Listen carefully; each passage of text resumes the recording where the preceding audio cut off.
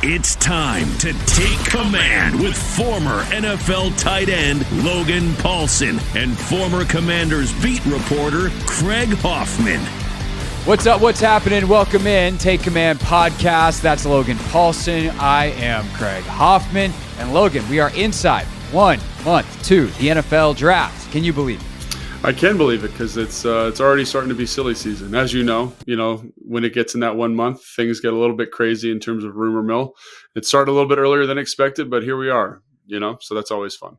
Yeah, I think I was reminded yesterday of just how silly this season can get. JP Finley was on the radio show with me on Monday, and he's like, remember when the Niners traded up and ultimately took Trey Lance, and everyone knew they were going to take Trey Lance because he was obviously the next guy. But we spent a month being like, did they really just trade up for Mac Jones?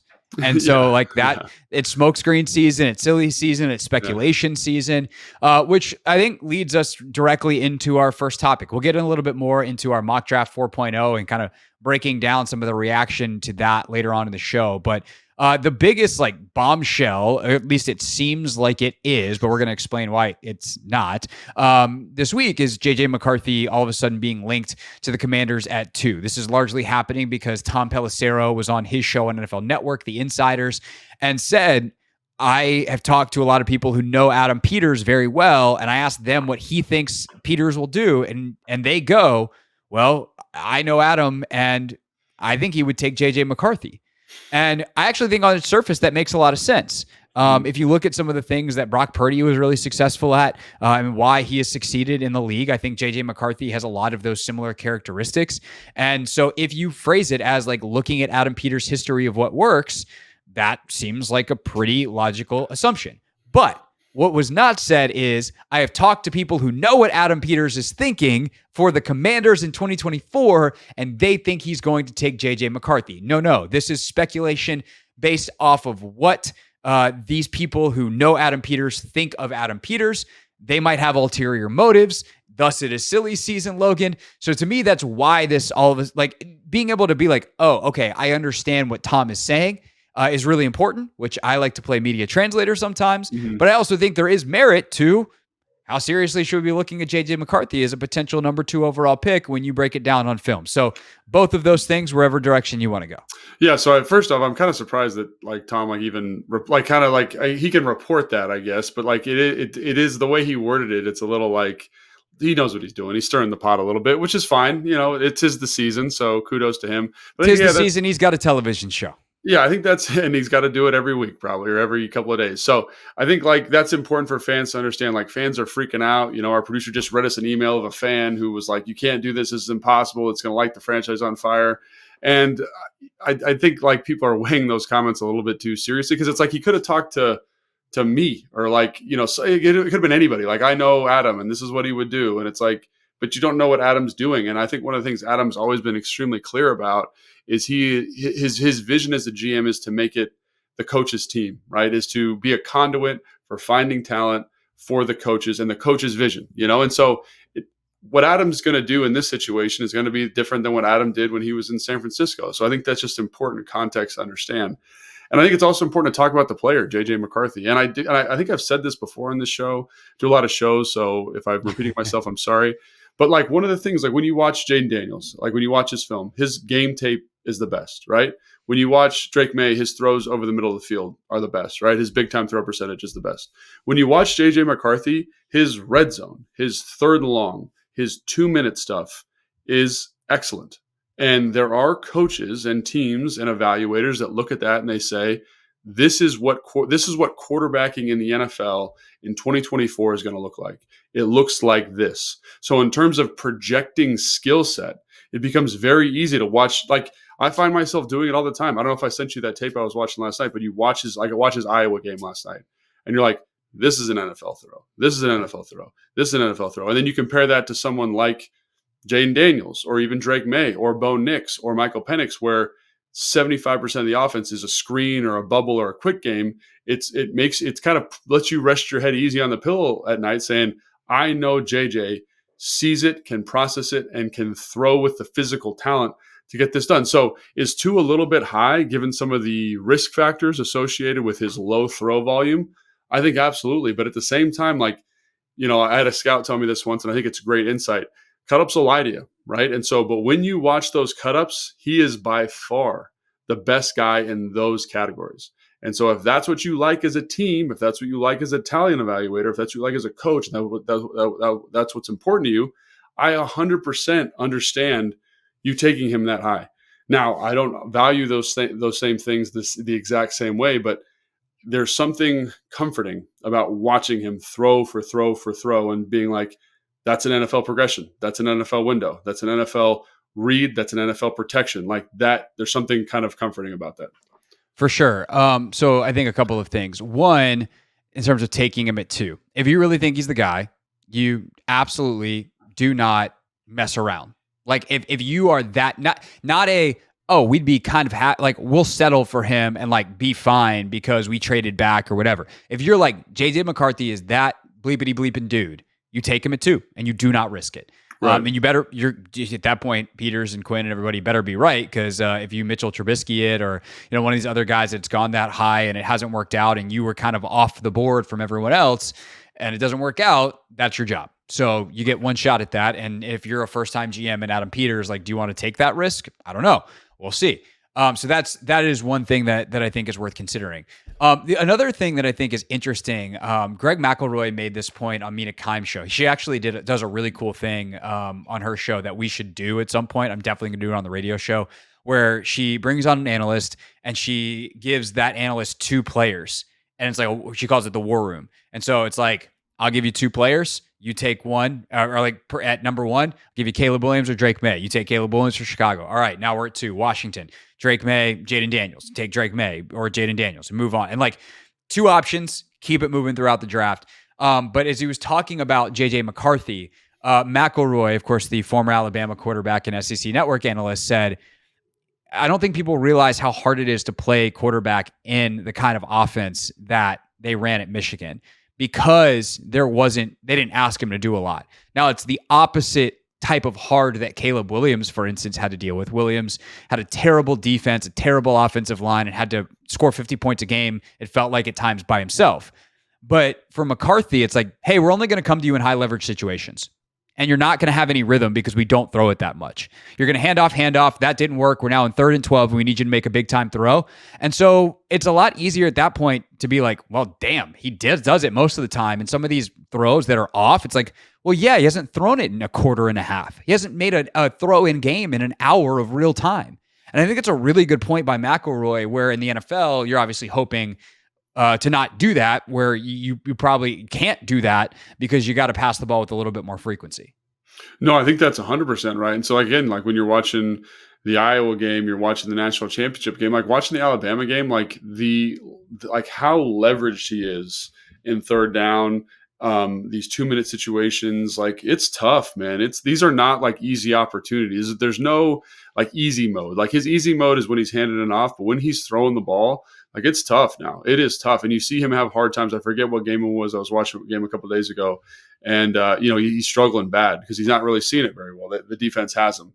But I'd say for the majority of the season, you see a guy who's competitive, he's athletic, he's got tremendous arm talent. Like watching him throw in person, you don't realize like everyone's talking about his pro day and how impressive it was. I honestly think it's because a lot of the media members who go to that event have not seen him throw in person before. And so when you see that ball jump out of his hand, you're like, this guy is different. Like, and so you were talking about being off the board, and I'm not even sure they would be off the board with this selection as it kind of relates to other NFL teams. I think a lot of teams see how talented this kid is and his upside. I think it's just about, like, do you think you have the environment that can develop him? And I think when you look at him, he's a better athlete than Drake May. He's got a better arm than Jaden Daniels. Like he's been in an offense that is, again, very, very challenging from a leverage difficulty standpoint.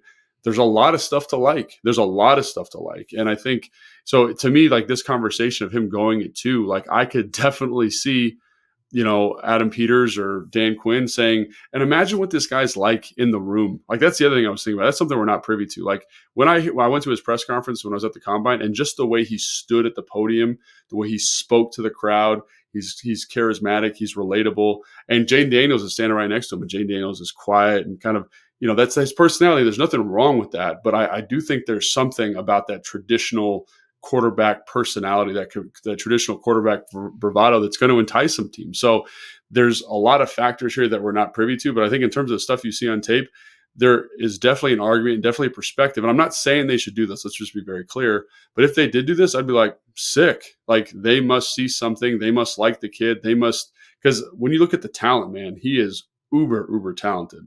And I think that's something that I find very intoxicating as well, with him specifically. So what are the biggest thing that people bring up as a negative is throw volume. But okay, that is what it is. It's not actually that makes the evaluation hard, but it's not actually a negative. I guess you less experience, you've seen less stuff by a little bit, but what are the negatives on him? Do you think he's behind these other guys in terms of prospects? 'Cause everything you just said makes him sound like he'd be a gem. Yeah, and I think that's why people are excited about him. I think that's why people in the NFL are excited about him. And I think that's why if you picked him at 10, 11, 12, 13, 14, 15, you'd be like, this is like, I would be doing backflips because I'm like, this dude has the potential, the ceiling to be one of these other guys. I think the thing is, like, when you talk to quarterbacks about him and about this process and about the throw volume, it's just he can do it. I've seen him do it. Like when I was at the combine watching him throw, he has the ability to layer throws, but he just doesn't know always when you watch the film of when to do it. And in the NFL, you're going to have to learn on the job. And I don't think that's not always the most conducive environment to do that. Like you'll see him, like again, in the Iowa game, he's throwing a deep dig. So first off, he fits it in this incredibly tight window. So great job. The next play, the configuration of the defense is slightly different. He doesn't need to laser it. He needs to kind of put it over somebody and drop it in the bucket. And it sails a little bit on him and he misses the throw. And I'm like, he can do that, but he just doesn't have the reps. And so the inconsistency with the footwork that you see with Drake May that leads to the incompletions isn't there with JJ McCarthy. It's just he doesn't have the throw volume that Drake May does. And I think that's the thing that is a little bit worrisome about him as a prospect is, like, I don't want you learning and figuring this out when you have to carry a team. And I think that's why, to me, I kind of bucket him and Drake May into the same category. Kind of. Obviously, like, they're different players, but there's a similarity in that I think they would be excellent pros if they could sit for a year and just kind of get more throws, practice, be in the offense, develop some better habits with regards to certain things. But I think that's the thing that gets me really nervous is, like, it's good. The good is very good, but there's also like this learning curve that he hasn't accommodated yet, which makes me a little bit nervous. Gotcha. So the last thing I want to hit on real quick on quarterback, because I've been thinking about this a lot, because I kind of flippantly say, like, if these guys are all on the same tier, then trading back is whatever, because at that point you don't care which of the three that you really get. Like, you have some preference, but it's not so strong that it's not worth whatever else you would add on the later picks that you accumulate. But I feel like these three are so different stylistically that I find that hard to believe that that's going to be the case, which is why I keep coming back to, I think the most likely outcome is they take one of these guys at 2. So, like, is that accurate that the styles are so different that even if they're on the same tier, if you're a GM, you probably have a pretty strong preference of one of the three? Yeah, I mean, I think so. I think there's going to be a stylistic preference and a personality preference. I think you're going to fall in love with one of them. You're going to, like, through the combine, through the pro days, through the personal visits, not the event themselves, but the dinner pre and post that you have with your staff and this player, right? Like I heard something on Daniel Jeremiah's podcast where the scouting department took the whole offense from, I forget, it was USC out so they could see how Carson Palmer interacted with the team and, kind of how the guys gravitated towards them. And I think that's where someone's going to say, like, this is the differentiating factor. Because again, like, we've talked about the pros and cons of all three of these guys. And, Jaden Daniels is a guy that I think is a dynamic electric playmaker. Fundamentals are tight, releases quick, great deep ball. Don't see the throws over the middle of the field. It's there, but not with the volume you want to see. And then we've talked about Drake May, talked about JJ McCarthy. I really think it's the intangible stuff. And I think that's something as an evaluator of the draft process that I cannot overstate how important that is. Like, I have talked to guys about prospects before, and they're like, he's just a weird guy. I don't like him as a person.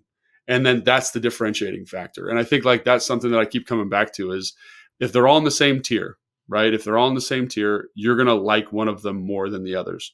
You're going to want to work with one more than the others. And I think that's the that's the crux of this, right? Like, let's say you love JJ McCarthy and you're kind of lukewarm on Drake May, just hypothetically. It could be the reverse. Let's say you love Drake May and you're lukewarm on JJ.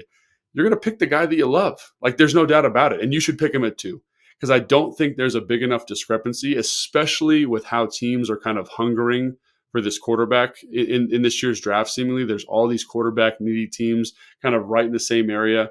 You might not be able to get back up and get them. And I think that's the big concern here with trading back than trying to trade back up, is you're going to miss the guy that you want because you were trying to get too cute. So, yeah, I think that's ultimately probably where they land.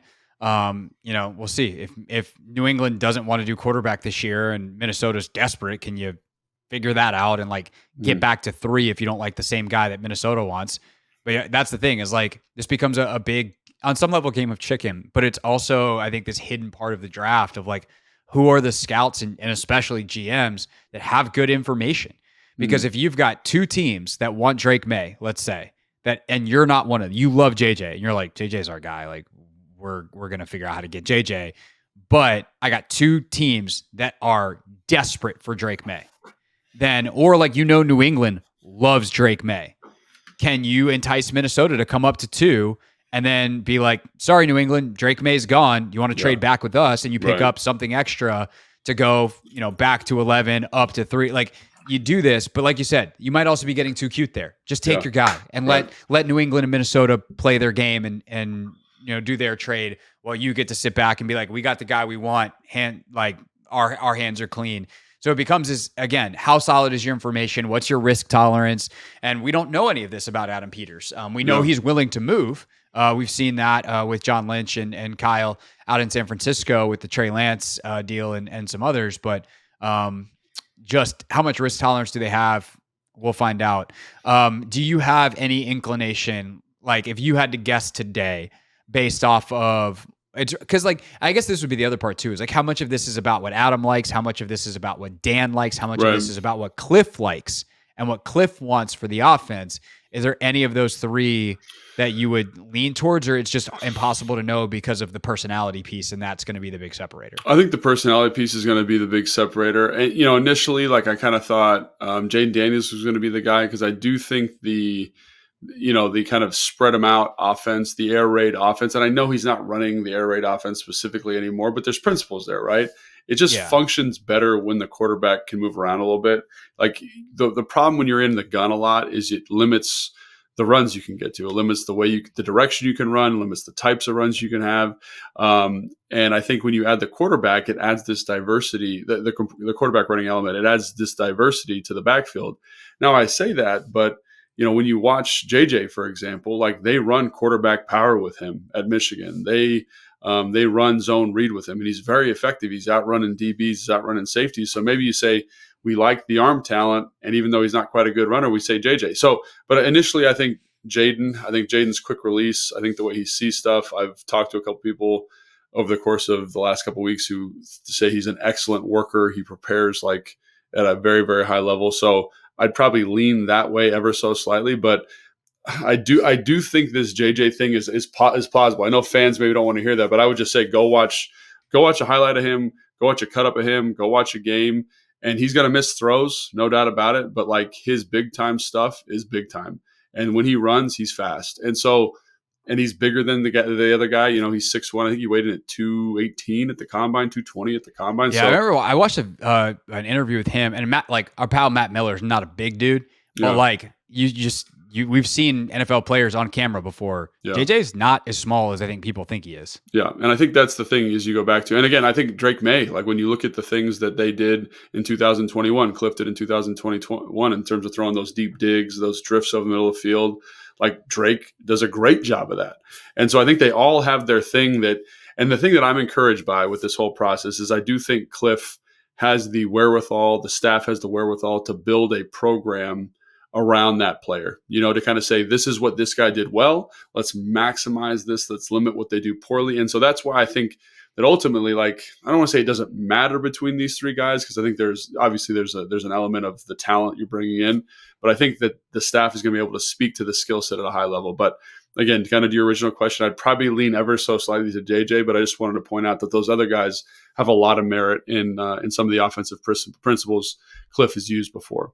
And just to clarify, you said Jay there. You meant Jaden. You leaned slightly towards Jaden Daniels. Who did I say? Yeah. You said JJ. I meant Jaden. Yeah. But you meant JD. Yes. Not JJ. Correct. And then we got DM. It's just a whole initials, potpourri here. For whatever it's worth, this morning at the NFC coaches breakfast, Dan Quinn did say, if all these reports out there, if anybody knows who they're taking, please let him know, because in his conversations with Adam, they don't know yet. So it is all just speculation. But I would say for what we're trying to do, it's not really speculating. It's just trying to make a guess based off the information that we have and where we think they're trying to go.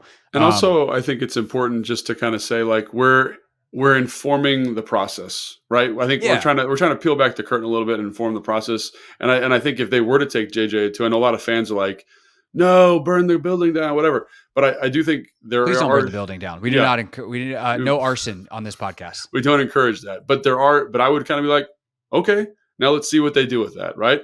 Drake May, same thing. Jaden Daniels, same thing. And so I think that's how close these guys are. And it really comes back to that personal preference. So I think the reason I wanted to talk about it is because the reaction was so negative.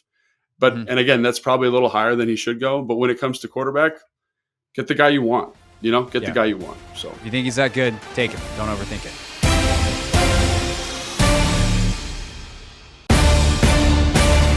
Take command. I'm Greg Hoffman. He is Logan Paulson. We did mock draft 4.0. I can't believe we've done 4 of these suckers already. Mock draft 4.0 last week, post first wave of free agency edition, Logan. And the reaction was interesting for sure, because we did something that a lot of people were like, no. And then they're like, yeah, because we both traded back and took Jaden Daniels. But there's also a reaction to what we did with those extra picks and, going Leatu Latu over an offensive tackle later in the first round. Some of the other decisions that we made. I know you were reading through the comments. I've obviously been reading through them as well. And I think it's probably a good time to take a step back here as we're going to enter an even heavier mock draft season with a month to go until the draft itself, and explain the point of what it is to do a mock draft, why we do them, why they're fun, why they're useful. So what's your answer to that question? What's the point of a mock draft? So I think it's every time we do a mock draft, I learn something new about draft flow, because you have a very specific perception of the way you think it's going to go. You're like, oh, it's going to go these people, then these people. And then you realize oh my gosh, Minnesota could do that, or New Orleans could do that. And that's going to push this guy down, and this guy's going to be there. And then I have a really high grade on this guy because I thought he was going to go in the top 10. And all of a sudden he's here at 32 or 23 or whatever it is. And so for me, it's just a way to show the variability of the draft, the mock draft, to play out different scenarios. And also, I think to kind of peel back the veil of how these conversations go with teams. Everyone thinks it's this concrete board. And I think it's because the media kind of cycles the same, 50 guys through your news feed every day. But there are differing perspectives on these players. And I think in the context of that one decision we were talking about, which is Leatu Latu or Olu Fashanu, part of that is I think we both like Olu Fashanu. I think he's a really good player. You think he is? I like Leatu Latu. I think he's a good player too. But ultimately, what that decision came down to in the context of that one specific event was just basically saying, what if they did take the person that they had graded higher as opposed to filling a need? What happens then? I know fans were upset by that, but I think that's a very real conversation that happens where they say, man, even though this is a need, this is a good player, we need to fill a need on this team. This is a player we have graded as a top 5 player, top 10 player, and he's here at 23. We have to take him, and I think that's ultimately what happens there. And I think the other thing I think people forget is they think of the draft as the end all be all when it comes to filling out the roster. There's going to be post draft cuts. Good football players are going to be available, and you can fill the team out that way. So even though we think, we got to get a tackle, in some ways, I don't want a young left tackle. At some point I do. I've always been an advocate for tackle. I think they're hard to find. I think this year is great for getting a tackle. But let's say hypothetically we don't get one. There are other opportunities to fill that need. And I think that's important for fans to kind of keep to remember and understand, is that this is a fluid process. And I think the mock draft is just an easy way to kind of show you the variability of the day and why certain decisions, while they might seem crazy, are well-reasoned and justified in the team's eyes. Yeah, totally. It's never just player A versus player B. It's like, Yeah. what are the other things informing? So like one of the things we looked at in that pick was what kind of player would we get at the other position if we waited another 20 picks or 10 picks even. I think we were at 23 because we took the Vikings picks and then we were at 36 still. And so it's like, okay, if we take Latu at 23, what kind of offensive tackle is available for us at 36? And we really liked the crop that was still available. I think like Guyton was still on the board. Yeah. Obviously the guys like Sua Mataya and Patrick Paul were still on the board. Marius Mims was still on the board. Like there were some really good football players. There were a ton of guys, and it was like, okay, well, if one of these top guys, Guyton and Mims or whatever falls, like hallelujah. But even if it doesn't, like we can get a really good edge and a guy that's just below those guys at tackle versus if we switch it, we didn't feel very good about the edges that were going to be available at 36 potentially in terms of their fit. Now, it turned out that we could have gotten Chop Robinson, and maybe we should have done that. You don't know. You know, maybe you should have gone to Marius Mims at 23 and then Chop Robinson at 36 instead of Latu and whoever, I think Sua Mataya or whoever we picked. But actually, I think we wound up actually going McConkey and then getting Patrick Paul at 40 or whatever it was. So I think that's kind of the thing is it's, what do you have next time? And also, if you're doing like the real big team building picture, what's next year's class look like? Right. Because if you're going, okay, I can get like the 6th best left tackle, or I can sign someone in phase 2 or 3 of free agency to get me through the year, and I can prioritize tackle of the future in next year's draft. Or next year's free agency. Because like we know going in, it's a really strong class. Maybe you do that. And I think there's some teams that have done that with especially quarterback where it's like, we're going to, kind of pass up this year, try to accumulate picks next year because we want to be up in a particular class. A la the Chicago Bears, perhaps last year, knowing they might have a shot at Caleb Williams, and it kind of worked out for them. So I think that those bigger pictures of the free agency classes, current and future, what your timeline is, current and future, what other draft capital you have, what this current draft is contouring like, all those things go into that. And I think I agree with you that the mock drafts really show how certain things can adjust, and all of a sudden, one player falling can shape the entire or change the shape of the entire draft. Yeah, and I think the other thing is like even with the Ladd McConkey pick, like we probably in a real world scenario take Kingsley Sua Mataya, but we've picked him in 3 consecutive mock drafts. So let's pick someone different. And I like Ladd a lot, so why not pick him? You know what I'm saying? So there is an element of that, like just getting new names in circulation, because I think that's part of it, right? Like they might on the day be like, Ladd McConkey is our 4th graded wide receiver. We have him above, and here he is. Let's take him at 36. Yeah, he's a tier 3 player, and everyone else on our board's tier 4.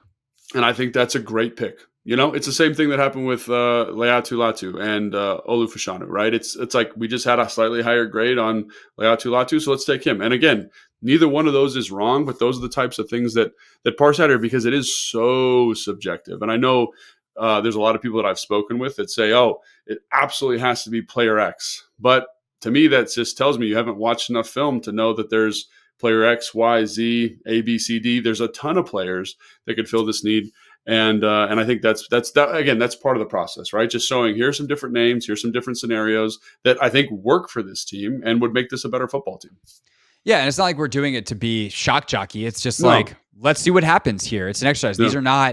We're doing things that we think are good for the Commanders, but it's not like a hardcore prediction because like, what does that even look like? I think that especially when we're relying on a mock draft simulator, right? Like if we're relying on what PFF gives us, I think at some point soon we will do a 1st round mock where I would say more predictive. Now at that point, like, it was more fun in some ways last year when we were sitting at 16 because we could really shape the first 15 picks before. Like Chicago is going to take Caleb Williams and then Washington's going to pick at 2 and then we're going to pick whichever quarterback we think at the time is the most likely. But it'll be fun to then see what the rest of the draft looks like and what positions and position groups and specific players will be available for Washington at the top of the 2nd round. So maybe we'll do a 1 through 40 mock draft where we actually go through and pick every single player. So I think those are more predictive and like we would say, okay, submit this to the people who grade the mock drafts for accuracy. But I think it's fun to like understand what happens. Because I'll give you another example in this draft that probably doesn't wind up affecting the Commanders. Some weird stuff would have to happen for this player to come into play for them. But like everyone agrees Brock Bowers is a game changer. He Right. tight end out of Georgia, super unique type of athlete. Agreed on, I think, pretty universally as one of the 10 best players in this draft. He's starting to fall into mocks just because a lot of people doing the mocks are valuing other positions. Mhm. And so it winds up being like, do I want the tackle or Brock Bowers? Brock's the better player, but I'm going to go the tackle. And like 5 teams do that. And suddenly Brock Bowers is available in the middle of the first round. And some team might be like, this is crazy. I'm trading up. Now the whole contour of the draft changes. Right. And so I think those are the kinds of things that when you do these mocks, like happen with some frequency, is you just eventually see one guy who's should not, like, does it make sense with the other names available? And then what do you do if you're the team that's on the board? Yeah, no, I think that's absolutely right. And so again, that's part of the process, part of the fun. Get some different names in circulation, get some different scenarios. And again, like on the day when we did that, I had Latu graded higher than Olu Fashanu. I did. And so I'm going to pick him there. And then if I'm the GM, I'm going to handle the tackle need in the fourth wave of free agency, the first wave post the draft. Like that's my process there, because there are other ways to do that.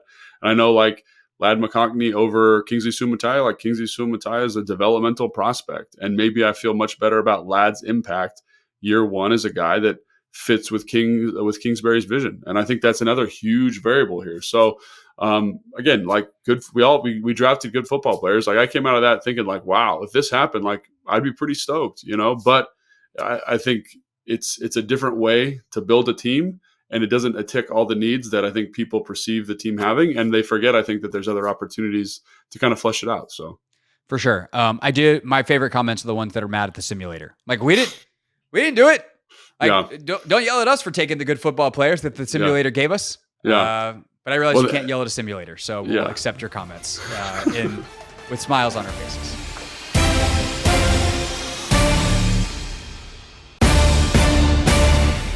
Wrapping up here on Take Command with some NFL league-wide news. And the news is we got some new rules to talk about, Logan. The hip drop tackle, the swivel hip drop tackle, more specifically, has been banned. We'll talk about that in a moment. But as we're recording this on Tuesday afternoon, just a few hours ago, the NFL also approved a massive overhaul to the kickoff rules. Here, I'm just going to, Logan, I apologize to you and the audience, but I'm just going to read from the ESPN.com story here to try to give people the full scope of things. So for the people that complain that I talk too much, I'm sorry that I'm about to read a bunch. During the 2024 season, kickers will continue to kick from the 35-yard line, but the other 10 players on the kickoff team will line up at the receiving team's 40-yard line. At least 9 members of the return team will line up in a setup zone between the 35 and 30. So you'll have like a 5-yard zone where return team will line up, and that's 5 to 10 yards away from the kickoff team. Up to two returners can line up in a landing zone between the goal line and the 20. No one other than the kicker and the returners can move until the ball hits the ground or hits a player inside the landing zone. Touchbacks will be marked at the 30-yard line, and no fair catches will be allowed. In the event a team wants to attempt an onside kick, it will have to inform officials of its intent and would then be allowed to use the NFL's traditional formation. No surprise onside kicks allowed. This, of course, takes the philosophy of the XFL with a slight shift where players are aligned. The more than 90% of kickoffs were returned during the XFL's 2 seasons. NFL special teams coaches who participated in designing the NFL version are hoping for a return rate of at least 80% in 2024. So the goal here, Logan, more returns with less gigantic collisions and thus less concussions and injuries. What do you make of this as a former special teamer who screamed down on kickoffs and buried your head in people? Yeah, I mean, people don't realize, maybe you do. It's kickoff's scary, dude. Like, I used to be back like when the 4-man wedge was there, and that was a very, very physical play. And I think the steps the NFL has taken to ensure player safety and limit player injury, I think, are the right steps. And I think I was getting kind of frustrated watching games on Sunday and not getting the excitement of a return. Like, that was kind of starting to bother me. It's like, why is this play even here? So I do think that this is kind of it's a change. And I know change is hard for people to understand. I know, like, traditional football purists are like, they're neutering the game or whatever's happening. And I understand that, but I also care about, these guys being able to live long and healthy lives post their NFL careers. And I think this is a step in that direction. And I do think, I did the radio play-by-play for the XFL with Grant Paulson when that was a thing, and for the Defenders. This was in 2020. And the thing that really stuck out to me is it did make the play more exciting. You did get more returns. You did get to see people making teams because of their return ability, right? It wasn't just a throwaway thing. Now, in the NFL, you need a punt returner. Kick returner is a throwaway. This has changed that. I think this changes that dynamic for the better. I think this makes that back half of the roster more relevant because they actually have to cover kicks now. And I think all of those things are important, right? Player safety, encouraging that middle class of special teams player on the roster, giving a guy an opportunity who is a return specialist to make the roster. So I do think there's value here. It's going to look different. It's going to be different. It's going to take some time to make sure that it works effectively. But if they do get that 80% return rate, like, I am all for it. I am 100% for this, and it's something that I think will help make the game on Sunday a little bit more exciting and make this play more relevant again. For sure. And to be clear, they are now marking touchbacks on kickoffs at the 30. So that is going to encourage teams not to just kick the ball through the end zone, because giving the ball at the 30 to the other team is not exactly ideal compared to the 20 where it used to be. So I think that I agree with you. I would love to see them go full. I don't think this was the rule in the XFL in terms of onside kicks. No onside kicks. I'd love to see the 4th and 15, the 4th and 20, whatever you want to do. Super high risk, but you let the best players decide the game. Like, I would much rather see Patrick Mahomes on a 4th and 20 deciding a critical playoff game. Can he get that next possession versus an onside kick scramble situation that has nothing to do, like, it's a play we see 14 times a year. Yeah. It's just like that to me is not as football-y as quarterback lining up and playing offensive football. Yeah. So I think that is not making it into this revamp, but I do agree with you that one of the things the NFL has to figure out is, like, how do we keep the parts of the game that we like. Special teams is a huge deal beyond just kicking, and like, does the field goal go in or not? And getting this kickoff return back, I think, is great. And there's a huge trickle down effect on the middle of the roster, like you said, that I think the NFLPA is probably pretty happy about as well. Not to mention the player safety concerns being alleviated. Yeah, and again, like that, like, why it's still hard, it's still challenging. You're still essentially doing the same technique, but like, I'm telling you, man, like that, like being a frontline kickoff guy was a brutal thing. Being a backline kickoff guy was a brutal thing. And so as much as like that was a nice way to kind of be like, hey, I'm, making the NFL because I'm a true tough guy, I think these guys are also tough. I don't think it diminishes that in any way. I think it values space players a little bit more, but that's the way the game's going anyway. You know what I mean? Like, you don't need those big bruising fullbacks back in the wedge anymore, because that's not a thing. So get good space players, get good athletes. Like, that's what you want for your DBs, your linebackers, your safeties. Let them fill that role. Let those guys, again, give them an opportunity to develop. Like, that special teams player is like, it's like a farm system for the NFL. And so as that had started to erode from the NFL and the things that were going on in terms of kickoff coverage, that developmental element was also starting to leave. So I'm again, is it perfect? No, I do think that 4th and 15 thing would have been awesome, but is it perfect? No, but in terms of a direction that's going that makes the play relevant again, allows special teams coaches to do their job, I think this is a good step in that direction. And can they tweak it? Yes, and I understand it's different than what people are used to, but there's a lot of big changes that have made the game better, and I think this is one of them. For sure. And that was the last point I was going to bring up quickly is I'm excited for special teams coaches. Like, you got a couple months here to get in the lab and figure out how you want to return kicks. Like, how many players do you want in back at the 30? How many do you want at the 35? How do you want if you're the kicking team, how do you want to attack whatever formation you're going to see? So like, there's a lot of innovation that has to happen now. And certainly they'll watch some old XFL tape, but you got special teams coaches now. They got to figure out some new stuff of how to return and cover kickoffs. That's going to be really fun. Of course, the big news that really blew up earlier in the week was the banning of the hip drop tackle, specifically as they're calling it, the swivel hip drop tackle. So this is when a defensive player wraps up an offensive player around the hip, pulls them kind of around down to the ground, and specifically lands on their legs. I have a very unpopular opinion, Logan, here, which is that I am really happy that they did this. I know this is really hard for defensive players, and I do think that there probably should be some discussions on how to make defensive players' lives easier, because it seems like all they do is make it harder. But at the end of the day, the player safety risk outweighs the difficulty thing here. And when you watch a guy like Mark Andrews lose a ton of a season, Kenyon Drake, I saw the former Dolphins running back, talking about how one of these tackles cost him a lot back in 2021, not to mention the physical pain that it can put them in. I know it's hard. I know it's unpopular, but like, this is a change that makes the game safer. It was trending in the wrong direction, and ultimately they go with the ban. That's where I sit on it. What about you? Yeah, I mean, I think, I understand people's frustration because I want to watch football, and I think they're going to have to work through how to call this. I think that's the thing I have an issue with, is like, I want players to be safe. I don't want people to get hurt. It is a violent game. People do get hurt doing violent things. I understand that. And so that's where, again, like, I feel for the defensive players here. Like, I've been hip drop tackled multiple times in my career. It does not feel great.